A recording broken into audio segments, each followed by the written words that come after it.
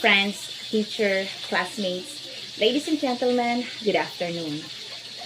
Education is often spoken of as a fundamental right, a necessity, a pillar upon which nations build their future. Yet, in the Philippines, this ideal remains distant for many. For countless students across our islands, education is not freely accessible nor equitably distributed. It is instead a privilege, one that is limited by financial means, geography, and systemic failures.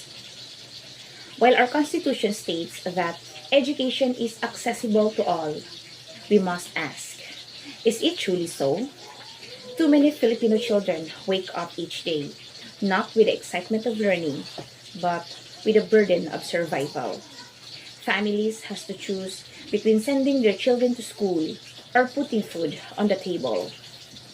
Even those who make it into classrooms struggle with overcrowded spaces, outdated materials, and an educational system that often fails to empower them for real-world success.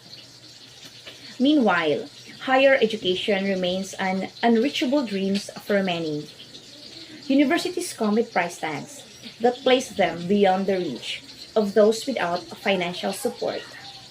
Scholarships exist, yes, but competition is fierce, and the access is not universal.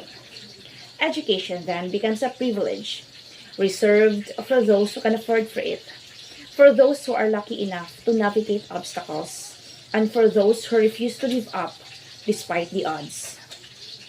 This is not the future we should accept.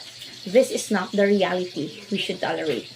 Education must be transformed from an elusive privilege into an unquestionable right available to every Filipino, regardless of economic backgrounds, social status, and geographic locations. We must demand better funding for our schools, higher wages for our teachers, and policies that ensure education is not only accessible, but of quality. The question is, what can we do to change this reality? Will we continue to allow education to be a privilege? Or will we fight to make it right? The choice is ours, and the time for change is now. Thank you.